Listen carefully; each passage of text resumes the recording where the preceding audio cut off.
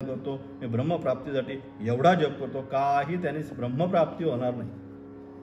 कारण काय, जेवढा आपण करतो, जेवढा आपण कर्म करू, कर्म किम परम कर्म तर जडम सांग. सगळी कर्म जी आहेत ही जड स्वरूपाची आहे. ती काय करतात, जीवाला बंधनातच टाकण्याचं काम कर्म करत राहतात.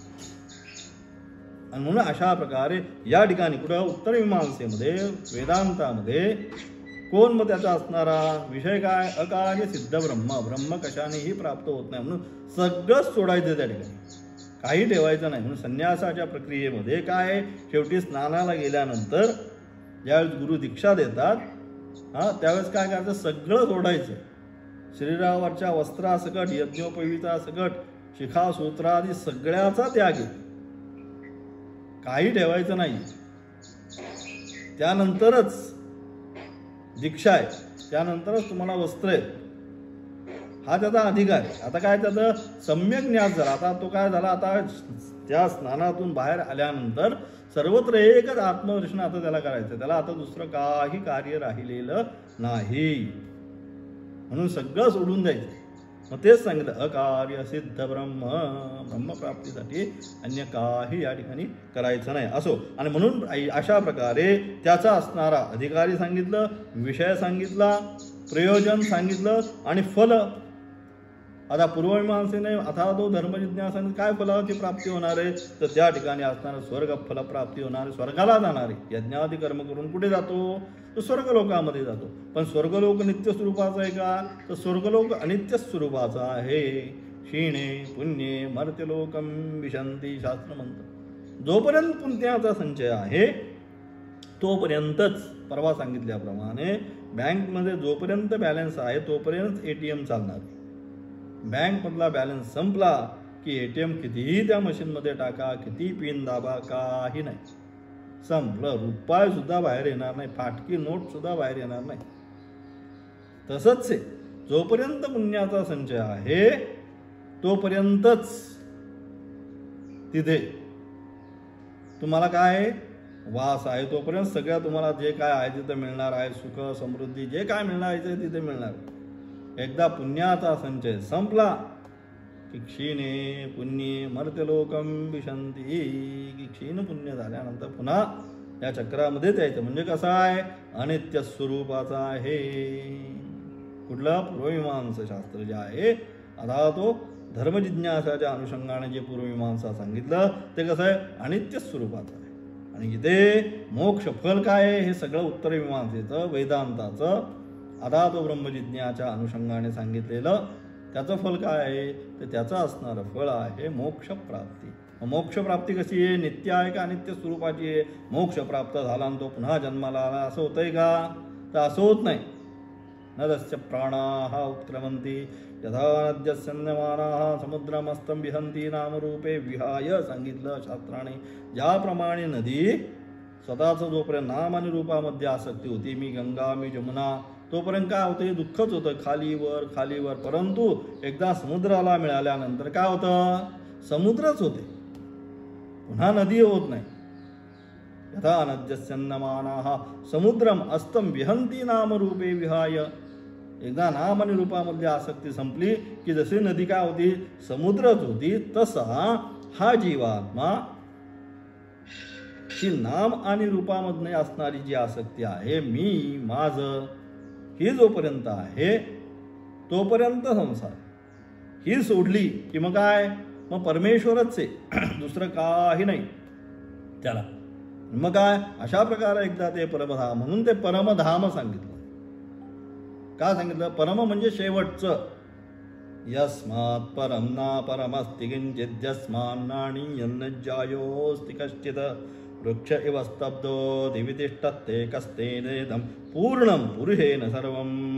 मंत्र म्हणतो, यस्मात् परम ना परमस्ति किंचित सांगितलं, याच्यापेक्षा श्रेष्ठ दर्जाची वस्तू या जगतामध्ये दुसरी कोणतीही नाही. म्हणून ते परमधाम. की एकदा त्याच्यानंतर काय आहे का, ब्रह्मलोक प्राप्तीनंतर किंवा ब्रह्मप्राप्तीनंतर मोक्षप्राप्तीनंतर पुन्हा काय करा, त्याच्यानंतर काही करायचं नाही.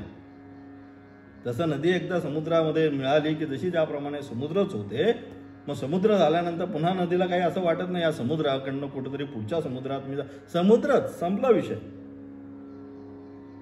तसं हा जीवात्मा जोपर्यंत नाम आणि रूपामध्ये आहे तोपर्यंत सगळी सुख आणि दुःख भोगतोय. नामरूपाचा त्याग म्हणजेच परमेश्वराची प्राप्ती. आणि एकदा त्या परमेश्वराची प्राप्ती झाली, मोक्ष प्राप्ती कशी आहे? मग नित्य स्वरूपाची. तिथं गेला, ब्रह्मलोकामध्ये गेला किंवा ब्रह्मासकाशात मोक्षाला प्राप्त झाल्यानंतर पुन्हा येतो. तसंही ते शास्त्रामध्ये नाही. मोक्ष प्राप्ती म्हणजे मोक्षच प्राप्ती.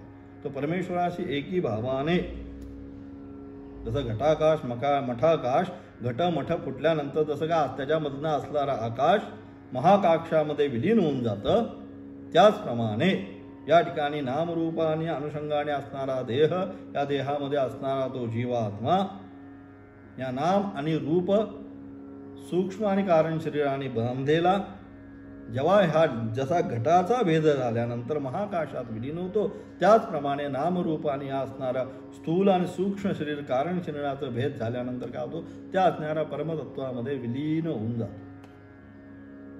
आणि मग काय? न तस्य प्राणाः उत्क्रमंती. मग त्याचे जे प्राण आहेत ते उत्क्रमण करत नाही. आता बाकी आपले जे अज्ञानी जे आहेत, या आपले सगळ्यांचे प्राण उत्क्रमण करतो. मग आपण म्हणतो मग पितृलोकात गेला, ह्या लोकात गेला, तो आता येणार, पितृपक्षामध्ये येणार, हे होणार, हे काय? हे उत्क्रमण झालं. पण हा जो ज्ञानी आहे त्याचे प्राण उत्क्रमण करत नाही. न तस्य प्राणाः उत्क्रमण. काय होतं? अत्रैव प्रलीयते. ज्याप्रमाणे नदी समुद्रामध्ये विलीन होऊन जाते तसे याचे असणारा जीवात्मा स्वरूप असणारे ते प्राण काय? त्या पंचतत्वामध्ये परमेश्वराशी एकी भावाला प्राप्त होतात. हा आता असणारं फल. आणि हे काय? एकदा तिथं एकी भाव झाल्यानंतर पुन्हा नित्य स्वरूपाने तो परमेश्वराबरोबर किंवा परमेश्वराशी एक रूप भावाने राहतो. पुन्हा येणं नाही जाणं नाही. हे असणारं फल. म्हणजे अशा प्रकारे म्हणून हे दोन्हीही शास्त्र,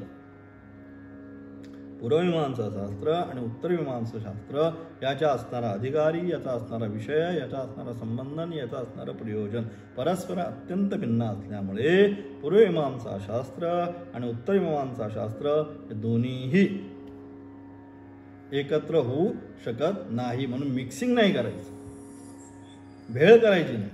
आपल्याला भेळ खायची सवय, भेळ नाही करायची. जे आहे ब्रह्ममीमांसा म्हणजे ब्रह्ममीमांसाच आहे, पूर्वमीमांसा म्हणजे पूर्वमीमांसाच. त्याच्या अधिकारी म्हणून तिथं त्या तीन जे पहिल्यांदा सांगितलं, पहिल्या पाठामध्ये सांगितलं, संहिता, उपासना आणि ज्ञानकांड. त्यात संहिता आणि उपासना जे आहे, वेदाचे जे मूलभूत तीन भाग, संहिता, दुसरा संहिता म्हणजे कर्मकांड, दुसरा उपासनाकांड आणि तिसरा ज्ञानकांड. तर पहिली दोन कांड आहे कोणती? कर्मकांड आणि उपासनाकांड. ही जी दोन आहेत ही पूर्वमीमांसेचं अंग आहे. आणि त्यानंतर असणारं ज्ञानकांड हे उत्तरमीमांसेचं अंग आहे. म्हणून ही दोन्हीही, या दोन्हीचे असणारे अधिकारी, संबंध, विषय, प्रयोजन भिन्न भिन्न असल्यामुळे हे दोन्हीही मीमांसा, दोन्हीही शास्त्र भिन्नच आहेत. हे डोक्यामध्ये स्पष्ट ठेवायचं. आणि त्यानंतरच वेदांत शास्त्राला आरंभ करावयाचा. आणि अशा प्रकारे याचा असणारा ते फार, आता हाच विषय इथे आता येणारा जो विषय आहे कठोपनिषदाचा पहिला विषय तोच उपनिषद. या शब्दाचीच व्याख्या त्या ठिकाणी आचार्यांनी करून या ठिकाणी आरंभ केलेला आहे. आणि त्याचा असणारा विशेष आता उपनिषदाला आरंभ. आता संपूर्ण सारासार आता हे सगळे नवीन साधक असल्यामुळे हे 2 दिवस त्यांना मला व्यवस्थित सांगायला लागलं. कारण हा सगळा मनामधलं किलमिश जे आहे, आपल्याला काय करायचं आहे, काय शिकायचं आहे, हे नक्की काय आहे, हे लक्षात आल्याशिवाय पुढे जाण्यात अर्थ नाही. म्हणून हे 2 पाठामध्ये पूर्वमीमांसा आणि उत्तरमीमांसा याचा यथार्थ अर्थ सांगण्याचा प्रयत्न केला. आणि सोमवारची, रविवारी पाठ आपला नसतो, त्यामुळे सोमवारच्या पाठाला जे आहे ते नेहमीप्रमाणे कठोपनिषदाचं असणारं पहिलं भाष्य आरंभ होईल. ओम तत्